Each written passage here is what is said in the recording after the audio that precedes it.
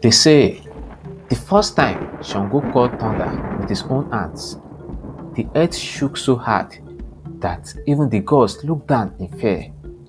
It wasn't on a battlefield, it wasn't against an enemy, it was against his own palace. That was the day the world realized that Shango wasn't just a king, he was thunder itself. Let me take you back in time to the day Shango, in a fit of rage, struck his palace with thunder and lightning.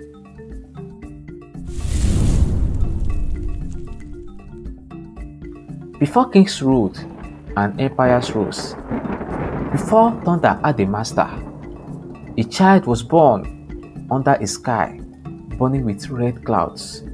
His name was Shango, son of Oromiyan, descendant of Oduduwa, the warrior prince, conqueror of the unknown. From the day of his birth, it was whispered, "This one shall not live like other men. Fire shall follow him, thunder shall sing his name." Shango was no ordinary mortal.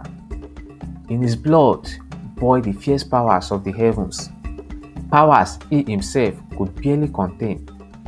He was born with the secret knowledge of lightning, the secret control of storms, and the dangerous gift of commanding fire.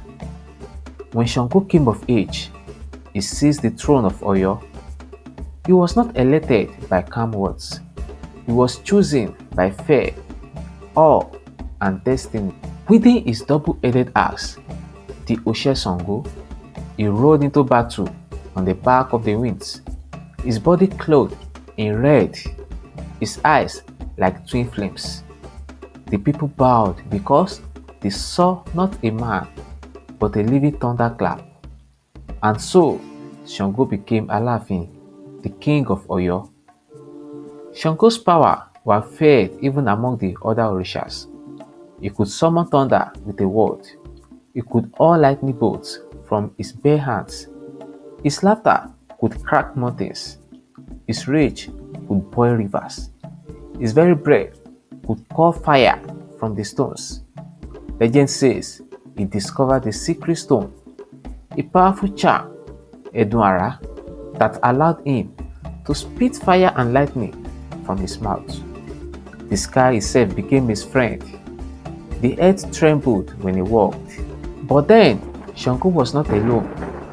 He was loved and challenged by three powerful wives: Oya, the fierce warrior queen, mistress of the wild wind, who rode with him into battles and wielded her own storms; Oba, the faithful and gentle one, devoted but heartbroken by Shango's neglect; Oshun, the goddess of beauty and sweetness, who knew the acts of seduction and diplomacy.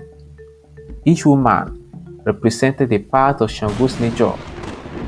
Oya, his fury and change; Oba, his loyalty and awe; Oshun, his pleasure and charm. But even love could not anchor a man who so belonged to fire. Shango expanded the kingdom of Oyo beyond imagination. He conquered neighboring cities. He crushed rebellious chiefs. He commanded legions of warriors who feared no blade because they believed thunder itself fought beside them. His enemies trembled. In Ibariba, legends say his enemies saw lightning rip through their camps at night. In Koso, enemies would surrender at the mere sight of his axe lifted to the heavens. No king in the world could boast what Shango boasted: the power to strike from the sky.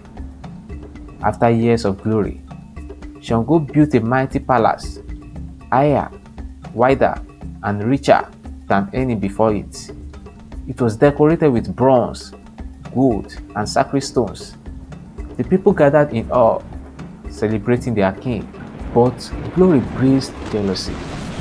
Some chiefs whispered against him.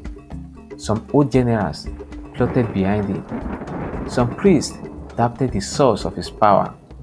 And when human envy rises, even gods can stumble.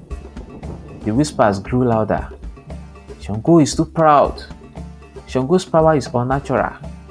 Shango challenges the Orishas themselves. One night, during a great festival, Shango heard the rumors.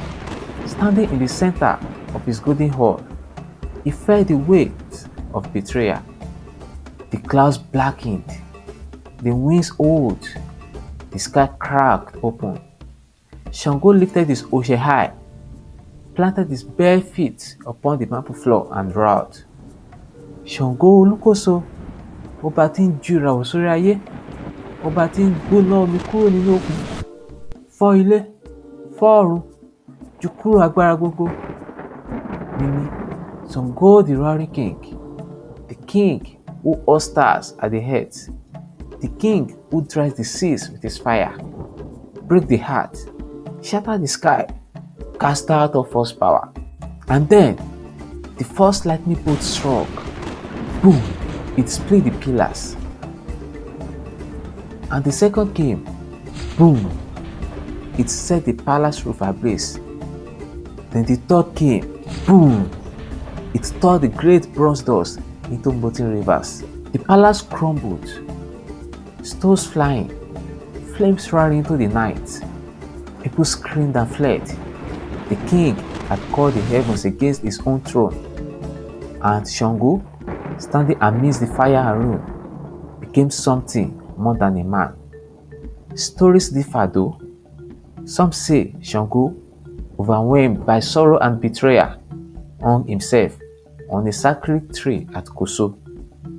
Others say he entered the sky in a pillar of flame and became immortal thunder.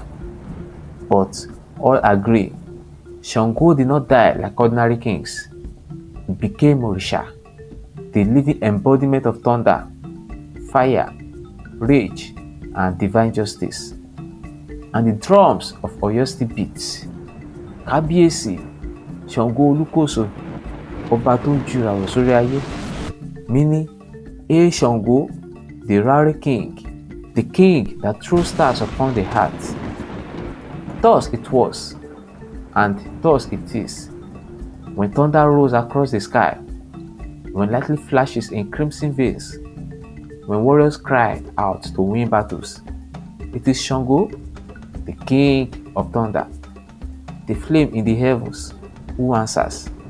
For the man who struck his own palace with the fire of the gods became the god of fire itself.